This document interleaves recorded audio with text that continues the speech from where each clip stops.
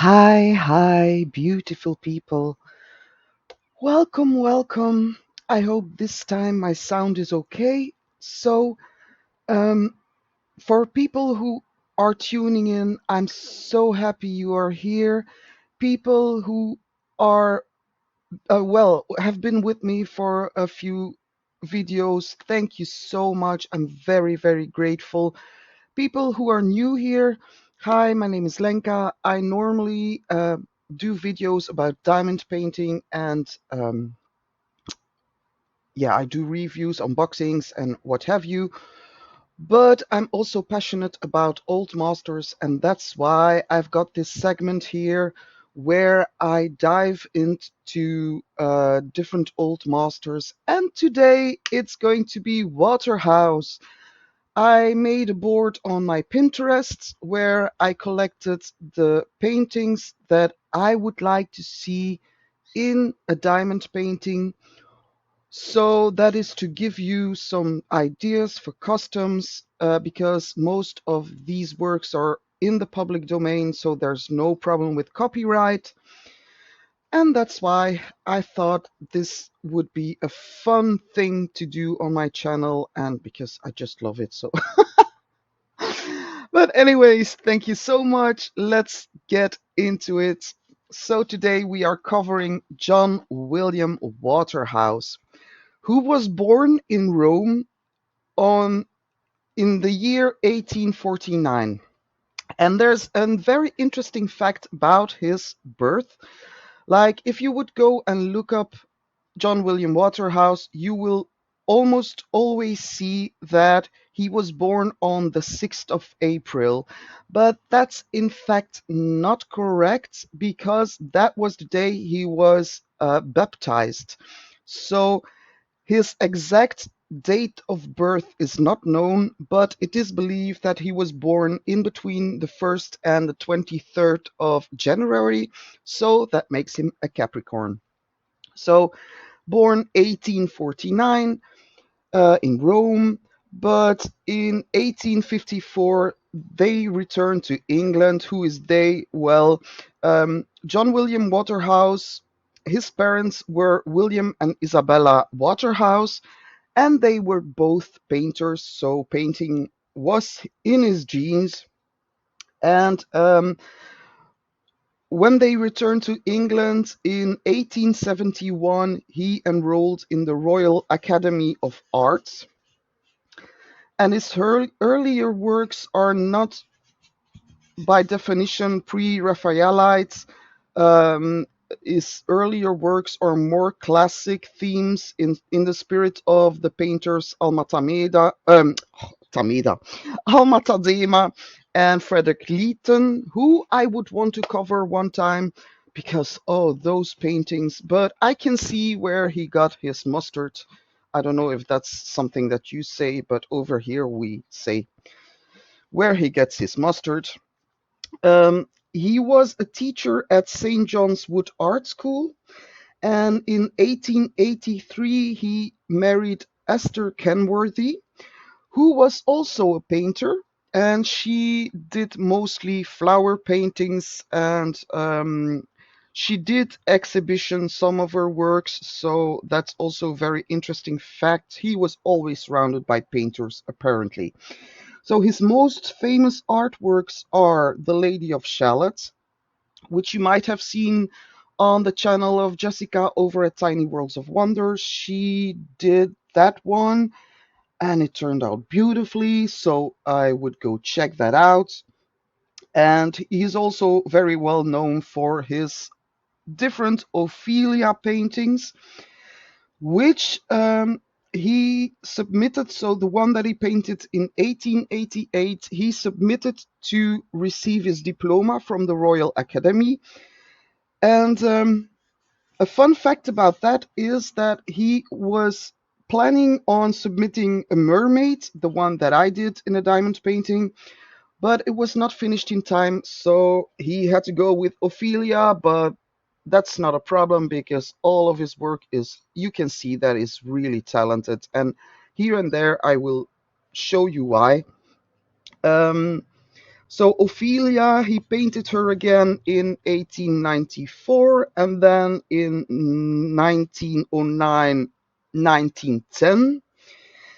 And he planned to do another series, Ophelia in the Churchyard, but tragically, he was stricken with cancer in 1915 and died 2 years later in 1917. So,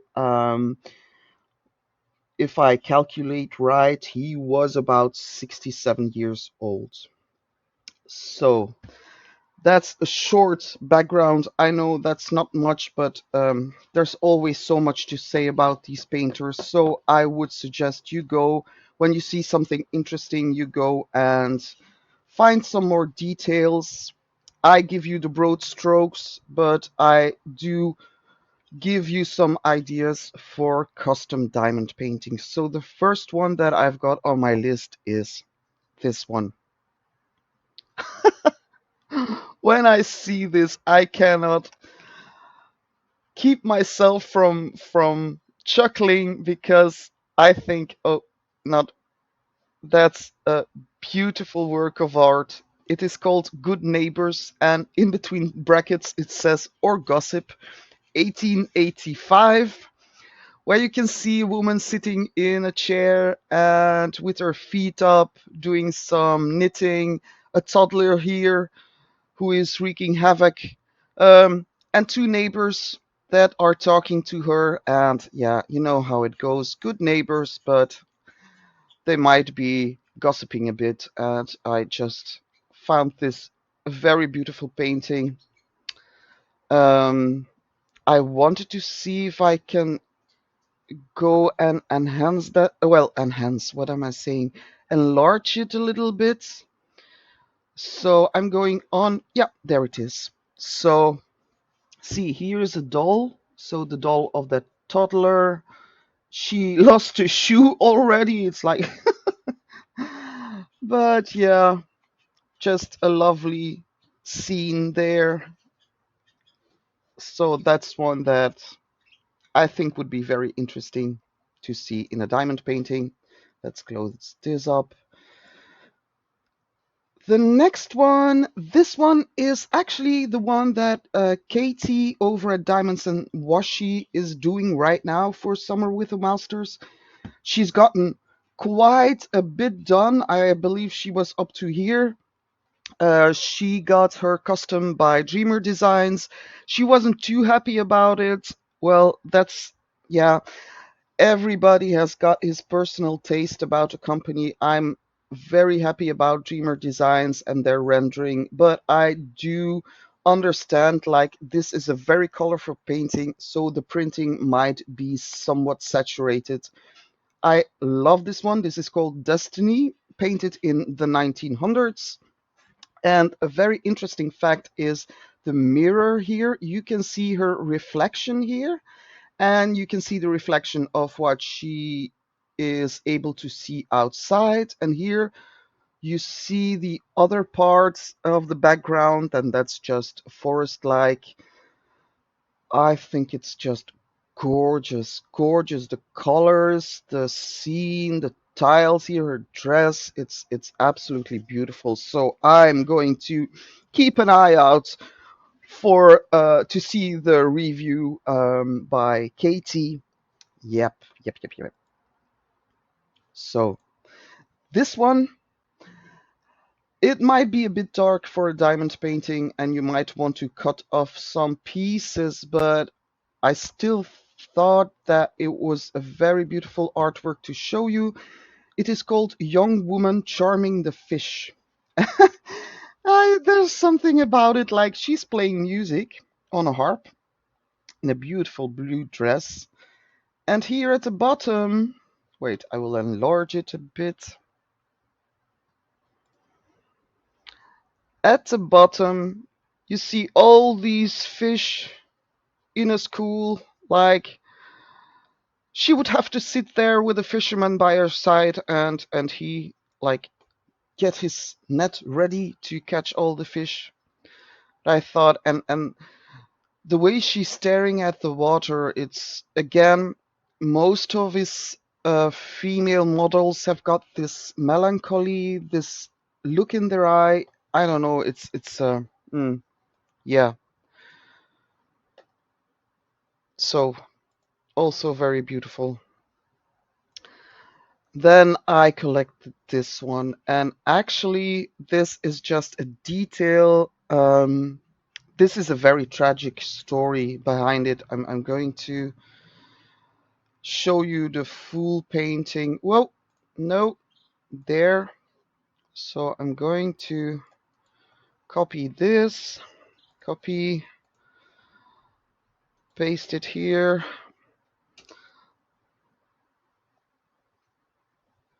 So this is the painting. Oh, that's too big. So I will just show you like this. So this is a painting called Saint Eulalia, and that was a 13-year-old martyr who was tortured because of her Christianity and her beliefs, but she kept believing up until the end, and yeah, she had to die for it. There's much tragic in his paintings, so this is the full painting. So it was said that Saint Eulalia, when she died, a white dove flew from her mouth. So that's a very spiritual and Christian symbol, like the Holy Spirit. And afterwards, snow came down and just covered her like a blanket.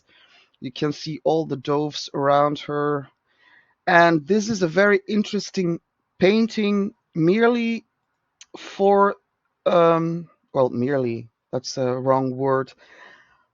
I wanted to add this because, yeah, also because of the tragedy, and because of the perspective. Because believe me, doing a perspective like this of a human, it is so difficult, and that is showing me how talented Waterhouse actually was. Like, it's unbelievable.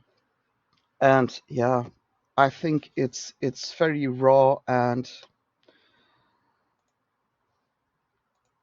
I love it. Okay, this one is one Ophelia that he painted. That's the one that he painted in 1910. I would love to do this one in a diamond painting as a custom.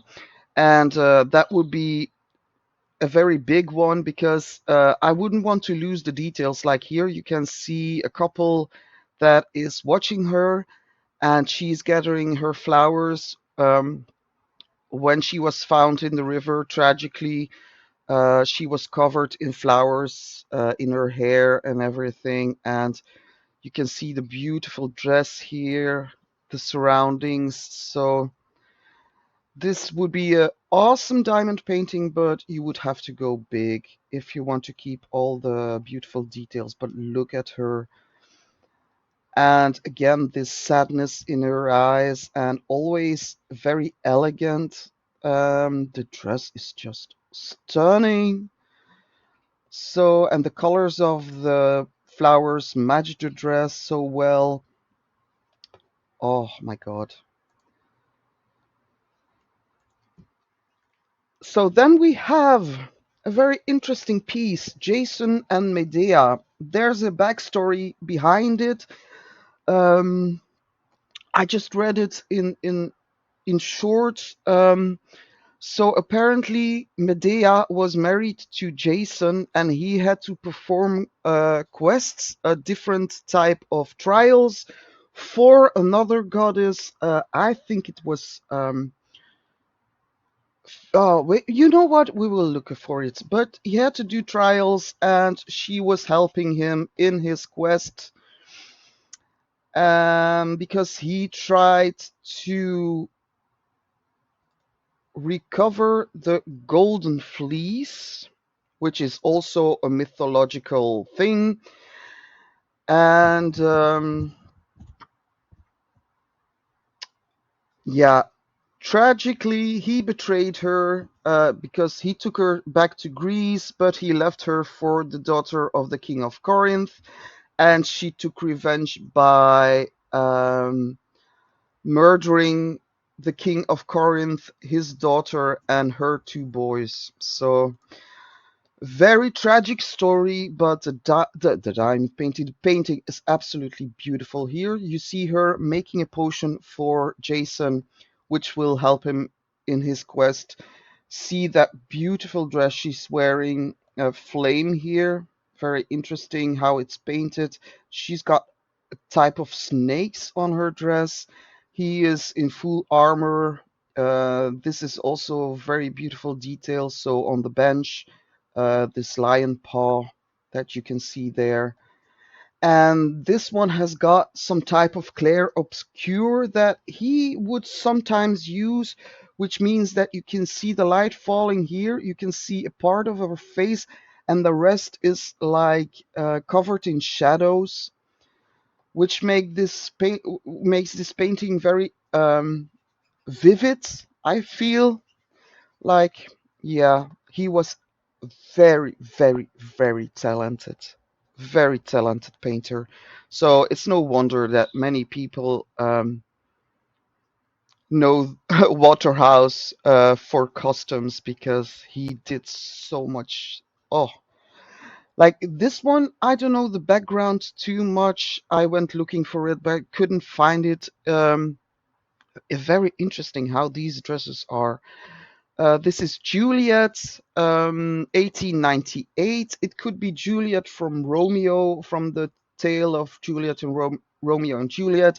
I'm not certain about that, but I thought with his women, they typically have got these, I don't know how you call it in English, whip nose. Like they've got these special noses, beautiful faces, but they're always very recognizable. If you see a face of Waterhouse paintings by their character in their face, you can almost directly know that, like, yeah, that's a Waterhouse. So I think that's so great that he had his own special type of presenting women. I don't know if I'm making sense here, but anyways, she's fiddling with her necklace. Very beautiful. This would make an awesome diamond painting. This would be a little bit too much of confetti and everything, but yeah, I wouldn't mind. I wouldn't mind at all. Um, Spring spreads one green lap of flowers. Beautiful woman plucking flowers. She's got her basket here. I will try to enlarge this a bit. Um, I don't know if it is. If you would want to do this, you might have to work on the contrast, but because it's a little bit flu. But look at those elegant hands all the time.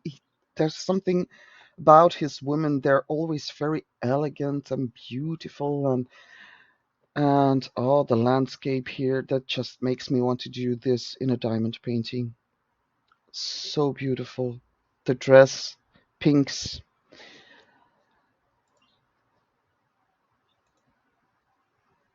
This one. This one is the famous mythological figure Ariadne.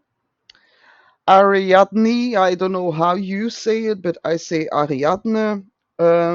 She's the princess who helped, what was his, Theseus, was it his name? Who helped him escape the labyrinth with the Minotaur inside, so that creature with the bull's head, he had to escape, so he had to find his way out of the labyrinth, and she put a string around his middle, I think that's something like that. Ow! I'm sorry, I bumped my elbow on the table. Ah, electricity in the arm. No, anyways, so I don't know where in the mythological history what is presented here, but she's lying on what's it called, a divan sofa like thing with a beautiful red dress.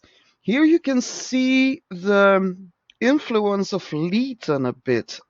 Well, that's my personal opinion. And see how much flowers are always in his paintings. I love that so much. Two jaguars, poppy flowers here. You see a scenery behind it, a boat entering the haven, and very romantic. Beautiful, beautiful. The colors are a bit, I don't know if that's the way the colors are, or if it's just a reaction with sunlight, or sometimes that happens. Painted 1898, Ariadne, mythological. And this is one of my favorites. So the story behind this is, so this is called Thisbe, Thisbe, Thisbe, I would say Thisbe. And it's also known as The Listener 1909. So the story behind it, I put it down here, just a small part. Pyramus and Thisbe are two lovers in the city of Babylon who occupy connected houses, but their respective parents, driven by rivalry, forbid them to wed, and through a crack in the wall, they whisper their love to each other. So this is so beautiful. So here you see the crack. She's listening. Again, this melancholy longing on her face. Look at this uh, golden bracelet. Beautiful dress. The details are always spectacular. This should that's a fireplace, I guess, and you can see like the staircase behind her. It's the colors are so beautiful. So yeah, that's high on my list as well. Well, there are so many so high on my list, but this one as a diamond painting. Wowza, wowza. Look at the tiles on the floor. And yeah, the elegance of those women, I can't get over it. It's very beautiful.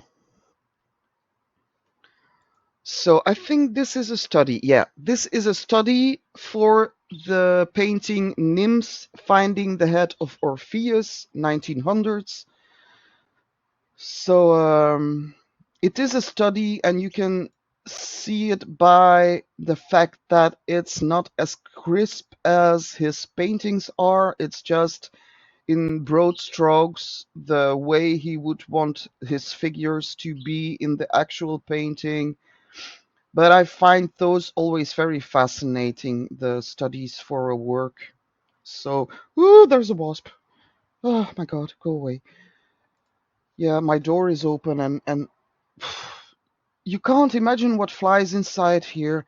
Wasps, sometimes even little.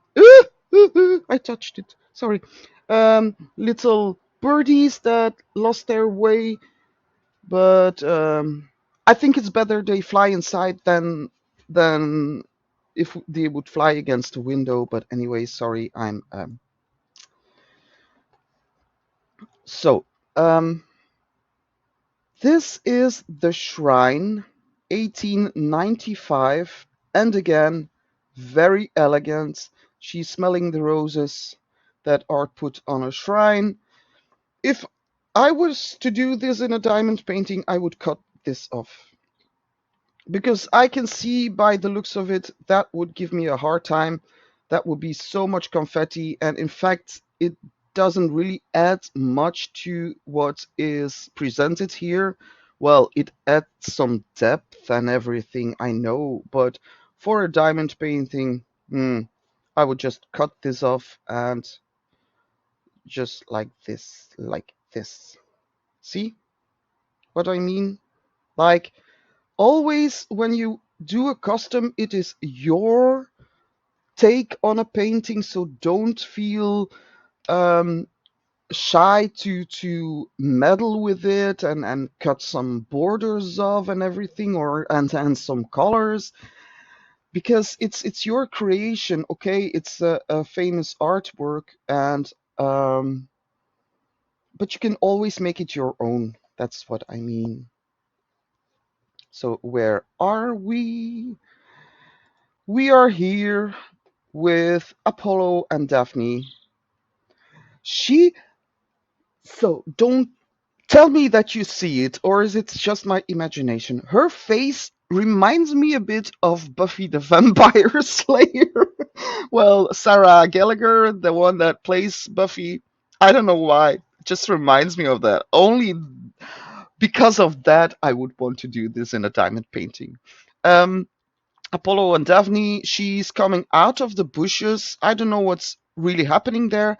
I would want to look for it. Just a quick look. I'm so sorry. Apollo and Daphne, what do they say? It's again a Greek myth. He is very fond of Greek mythology because many of his paintings depict Greek mythology. Apollo sees Daphne. Can't I have just a small. What happened between Apollo? The sharp gold tipped arrow pierced the heart of Apollo, inflaming his love for Daphne, a beautiful nymph, daughter of the river god Peneus, while the blunt, lead tipped arrow struck the nymph, creating an intense aversion for love in the heart. Oh my god, that's so sad. So he got shot by Cupid. He fell in love with her, but Cupid then shot Daphne with a lead-tipped arrow, and she was averse aversive to him. Oh my god, that's so. Yeah, I always tragic with these myths. Ah, it's always about love that's um not responded to, and death and boof, but it's fascinating nevertheless. So he's carrying his instrument that will return later in a painting I will show you. But yeah, she's like, oh, he's in love, and she's like, oh, leave me the hell alone. So this one, absolutely gorgeous. It's called at Capri. So Capri is a place somewhere in the world. My geography is terrible, so I don't know where it is, but I know that I would want to be there. If I see this, I'm like, oh my god, this is so beautiful. So all these flowers, girl sitting there braiding her hair, other girl is watching herself with a flower in the hair. The tapestry, like, look at the details, always those details, and the stone, it feels like you can really touch it. It's, oh yeah, I can't tell you enough how much I admire Waterhouse because of his realism. And yeah, so, oh, this story behind this, oh, and the way he presents it, you can actually feel the pain in that woman, the way she's clinging on to the pot. So the name of the painting is Isabella and the Pot of Basil, 1907, and it tells the story. I put it down here, of a young woman whose family plans were to marry her off to some high noble and his olive trees.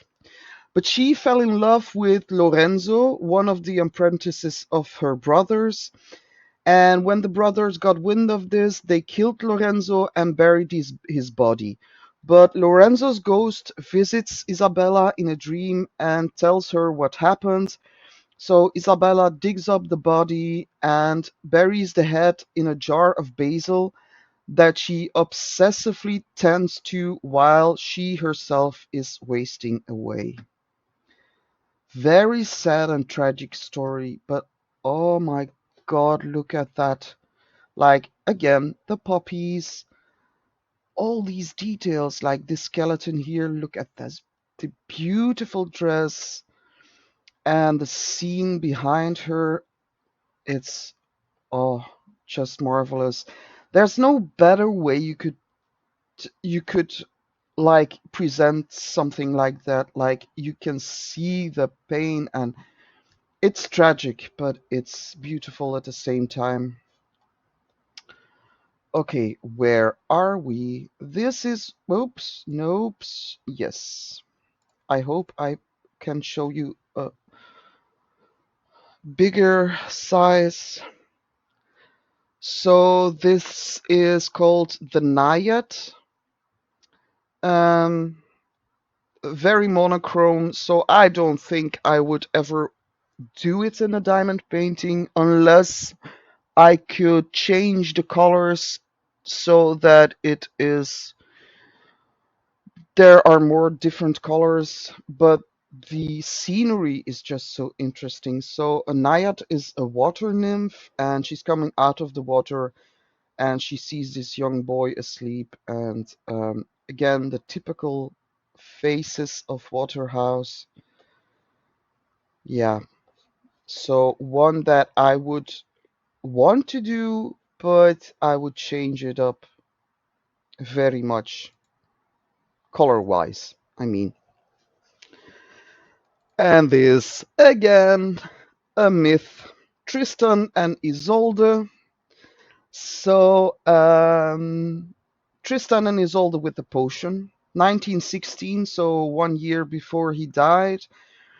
Um, so the backstory is because I couldn't get it all on here, but the backstory is just like tragic love. Tristan and Isolde, they couldn't be together, so they decided at one point to poison themselves so they could die together.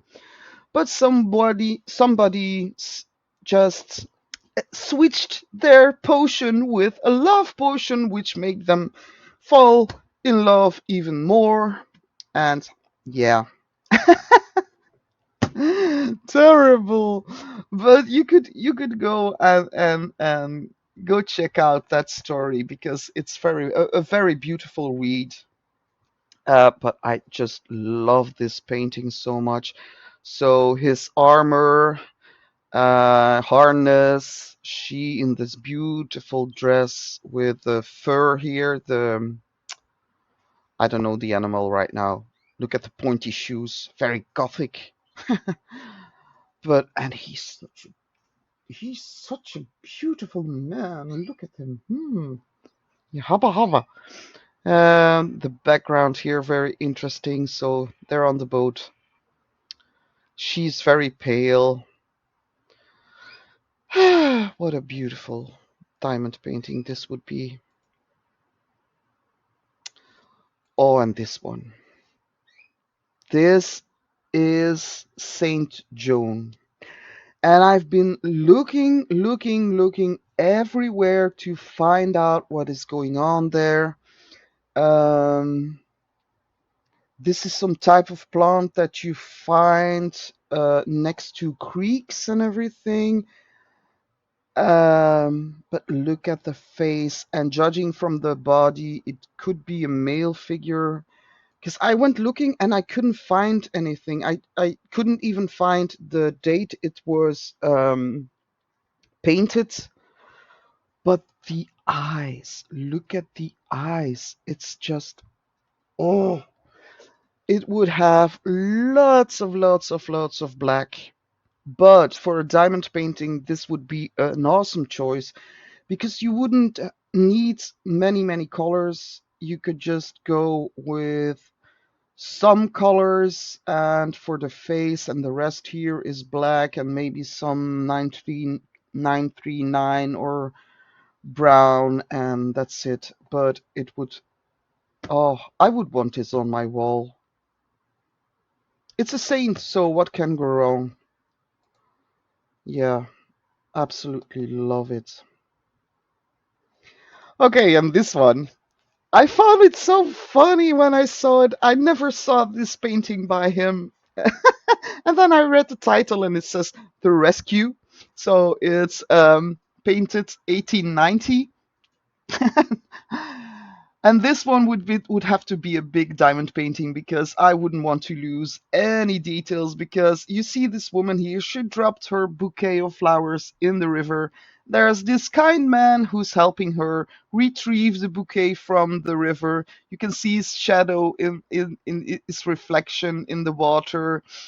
All the details, you can see the gutter here and the plants there, and there's a sunflower, and it is just beautiful and funny, and it's a feel good painting, you know what I mean? Like, I love those types of painting. Look at these necklaces, they return often in his work, and she's wearing a fan with actual feathers, and she's looking, and the man, he's catching her bouquet.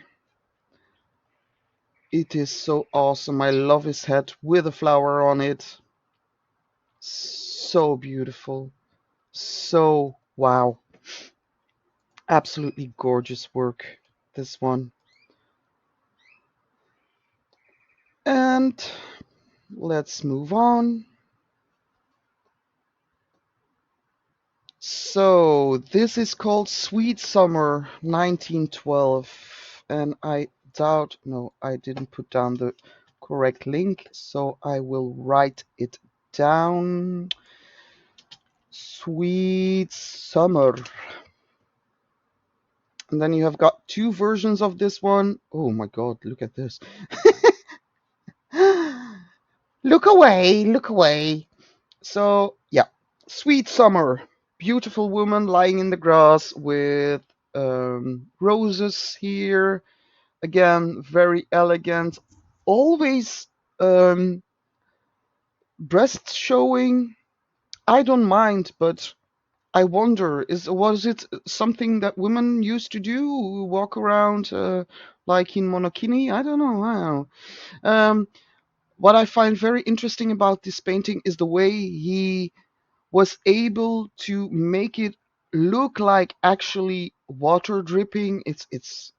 I say the talent on this man is unbelievable. So yeah, that's Sweet Summer for you. 1912. And I'm going to stop it here and come back with a part 2, because um, I'm almost at 40 minutes, and I think it's only 45 minutes that I can go in one take. So I will see you in a second. So there we go. I'm back. We were here. And this is the only painting where if you would tell me like this is a Waterhouse, I would be like, oh really? Because it's not his typical face that he painted, but then I would look at the flowers here, the details on the tapestry, the building, and I would say like, oh yes, yes, yes, and this um baluster, and like all the details here, and look at this, like this bowl, it does look like real metal. It's beautifully done. Yeah, and the orange dress might be um like an accent that is a bit inspired by Leighton, but I love this one so much. In the Harem, date of the painting is not known, I guess. Yeah, unknown date. So it is in a private collection, but you see his signature. Look at her, she's so beautiful. You can see his signature here, John William Waterhouse. Oh, wow. Awesome, awesome, awesome. I'm gonna say this a lot in this video, I think. Oh, again with the bare breasts. Tell me why. Not that I have got something against it, but I'm like, you're walking with small children, but they're in their nude too, so.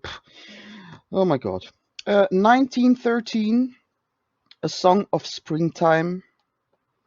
Woman is walking around with small children who are plucking flowers. She's gathering them in her beautiful dress. She's a typical redhead. Love it. Look at her beauty. And this little character here, he reminds me a bit of a faun, you know, the mythological creature that is playing a flute, but he's got no paws there, no, he's got normal feet, so might be an can't find a word.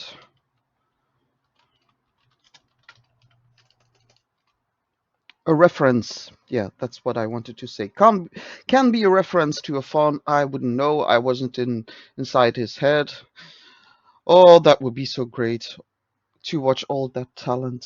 But that's my humble opinion. But I love it so much. Like these children here, and the seaside here, and the blossoms on the trees. Yeah. Go away, fly. There's a fly that comes on my screen all the time. It's making me. So, oh wow, yes, this is a very, very interesting painting. It is called Psyche Opening the Golden Box, painted in 1903. Again, mythological. So it was the fourth task that Psyche was given by Venus in order to prove that she was worthy of her son Cupid.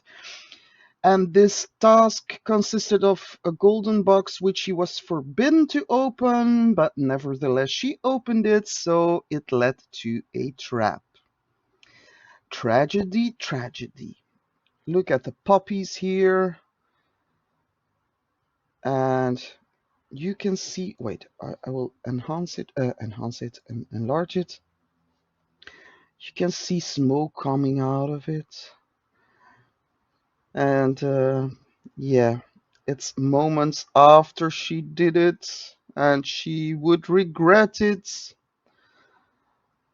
But I think it's just very unusual how good he was able to, without gold paint, give you the impression that it was actual gold when you look at it. Like, that's so awesome. Love her beautiful dress. Red-haired woman. Yeah, this in a diamond painting. Oh, and then, oh, also one of my favorites, the Siren, 1900s. Like, wow. Here, a siren is, yeah, with a fishtail, but she hasn't got, like in the mermaid, she has got a full fishtail that comes up to about here. But here it is like she has got her legs, and then it's a fishtail. This one is is in big trouble, I think. She's watching him playing her instrument and looking down on him. It reminded me a bit of the story of the Little Mermaid because it can look like she just came out of the water and her fishtail is slowly disappearing and turning into real legs. That's what it reminded me of. It is the same scenery as the mermaid, like you've got this cave, this little waterfall thingy here. So it's and then is like she looks the same. Oh, isn't it gorgeous? Oh, wow. Again, I don't know if I would want to do this scenery again because, oh, when I did the mermaid, that was the hardest part to do. So confetti heavy. But yeah, in the end, when it was finished, I was like, oh, wow. So this is a study for the mermaids, 1900s. You can already see the pose that he was going to give her. So, like, her fishtail going around. There is the. But I wanted to put it in here because it is clear that it's a study. It's very raw, very subtle, but oh, yeah, mermaids. I love mermaids. But then we have got a merman. How interesting is that? Oh, up, come on. The merman. Look at that. It's a sketch. But there's a duality in this painting that I love so much. Yeah, we always talk about mermaids, and there's something very feminine, like they attract people with their voices and everything. This is a merman, and he's really man, you see? And then you have the fishtail that presents more of a feminine side. So I think this is very interesting. Like, I know it's also a bit maybe not that good for a diamond painting. I would surely cut off a piece of the work. But it's interesting nevertheless. A merman. What? 1892 was the sketch. Oh, and this one. Oh, wow. Phyllis and Demophone, I don't know how to pronounce it. I wouldn't even know how to pronounce it in Dutch. 1905. But again, that's some type of story of a woman buried underneath a bush. I will try to see if I can find some backstory. Demophon was the son of Theseus and Phaedra. On his way home from Troy, he was shipwrecked on Rhodope, where Phyllis the queen repaired his ship and entertained him. He promised to marry her, but forgot all about her once he was back in Athens. In despair, Phyllis hanged herself. And what did she do? Why is she coming out of the tree? That's the thing that I want to know. Ah, where she is buried, an almond tree grows, which blossoms when Demophon returns to her.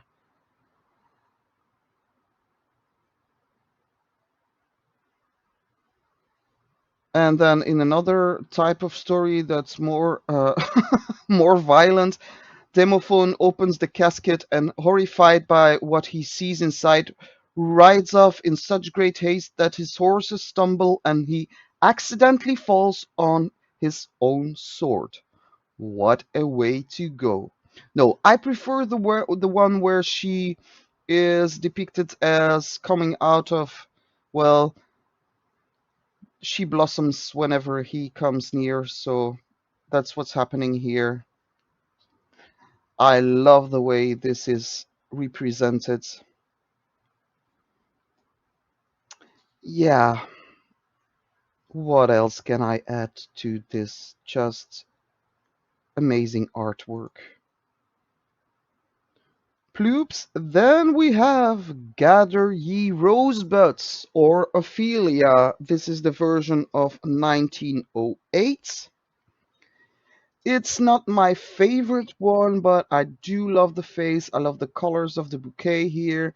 It's a bit monotone and dark, but as I said, you can always enhance some colors, make it more contrasted, make the colors more vivid, and then you would have a beautiful, very interesting diamond painting. And the scenery back here, you got mountains, you see a rooftop, a roof here. Yeah, and the elegance in the hands, look at them. Very beautiful. Ophelia, 1908. And then the last one that I want to show you, don't worry, I will go to Wikimedia Commons to pick out some in. This is apparently one that he did in the year that he died in 1917, Study in Oils. But it's so gorgeous. It's so gorgeous. Like, and I love the fact that he painted until the end. Like, it was truly his passion. It was what he was living for. So he kept on painting till his latest year. And it's so gorgeous. The woman, the pink flowers here, that would make an awesome diamond painting. I would just up the contrast a bit. Look at the pinky. It's always like elegance. I love this so much. And his autograph is here, John William Waterhouse. Wait, I will see if I can. Where is it? Can I? Okay, there it is. John William Waterhouse. You go. More details. Oof, that's a bit too big, maybe, but if I would do it in a diamond painting, I would want to keep that here, without a doubt. Yeah, so that's the last one that I put on my board. If there is a diamond painting that you wanted, a diamond painting, oh my god, help me, why? If there's a painting that you would want to see and you haven't seen this in this video, I will show you where you can go. You go to Wikimedia Commons. Yeah. You type in the name of the artist and there he pops up already. And there you have lots of works where you can and you load more and then there is more. Like for instance, this one, Crystal Ball, also very known, very beautiful work.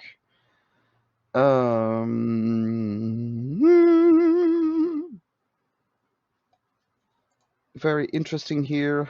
Hylas and the Nymphs. You can also take a detail. You never have to do the full painting, as I said. You can always.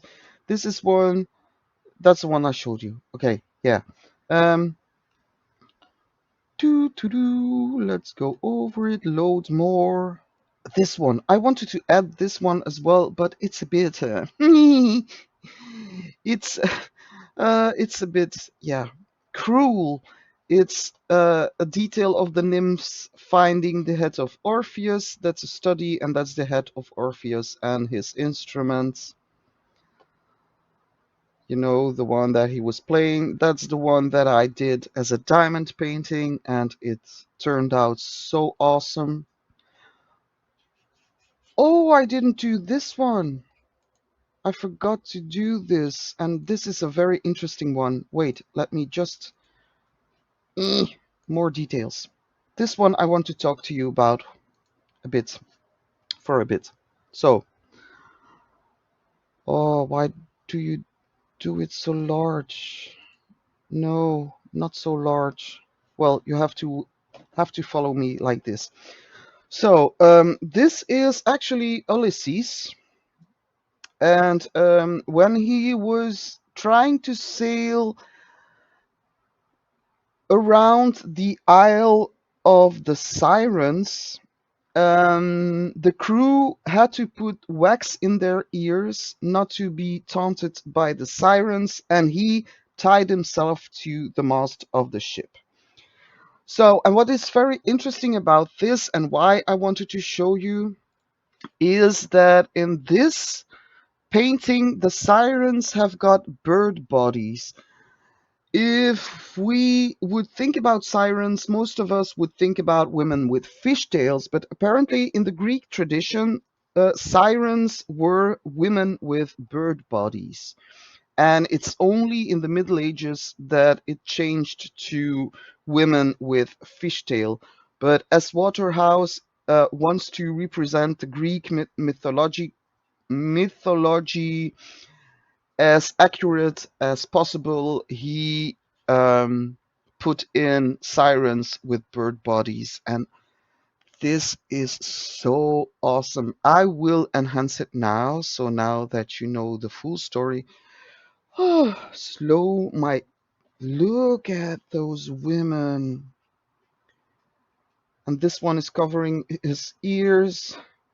It's like, leave me alone. This one already sank down and is trying to sink through to this guy here. See the details here? The lion heads, and they're rowing and rowing, and the sirens are really trying to convince them, but they're just... How interesting is that? Like, oh wow. So even if you would only take like a piece of this, it would be a masterpiece like this, oh, or this one with a bird body. And look at this, how he managed to give you the impression that it's real gold or copper or what have you. It's unbelievable. And here you've got the signature and the date 1891. So freaking awesome. Oops. No. And John William Waterhouse, there he is. So, and like this piece, and there's so many works. So do your research. You will find something that you could use for, like this one is very known, Mariana of the South. This one as well, the Danaids. Look at the way this is painted. You can almost pick them from the painting, like it's real copper. That's just awesome. There's nothing more that I can say. The talents. Oh, look at that. The missile. Oh, that's one that I would want to do as well. There's just too much. The Lady of Shallots. Cleopatra. This one is enhanced. This one is changed because the normal one is this one, like with the clear obscure type of. That's another sketch for the mermaids. Dolce far niente. So that was something that returned a lot with those painters of the pre-Raphael. Oh, I'm not. Am I going to pronounce it? Pre-Raphaelites, the Dolce Far Niente. I think that's what I might be doing next, but I've got some housework to do. So, windswept. I tell you, there's just too much. So that's the Lady of Shalott that Jessica did. Even details are so interesting. Look, the bubbles of the water. It's just it's that's a detail of this one. So that's the bottom, the feet, and the uh, La Belle Dame sans Merci, 1893. So there's so much to cover. So, and the Soul of the Rose, of course, that's very well known. So I hope with this I gave you some insight. It's for entertainment purposes, not really educational, because everything that I told you today I have to look up for myself, so I'm not a connoisseur. But in terms of diamond painting, there's so much to do, so little time. But I hope you enjoyed it anyways. I thank you so much for being here with me. I'm going to put this on public, so if you are on Pinterest, you can find me at here are my things like the caravan.be, and there you can also find the Mucha board and the Waterhouse, and now I will make another one for other painters, so let me know what you want to see. I hope you have a fabulous weekend, and I will see you in the next one. Thank you so much, guys. Bye. Much love.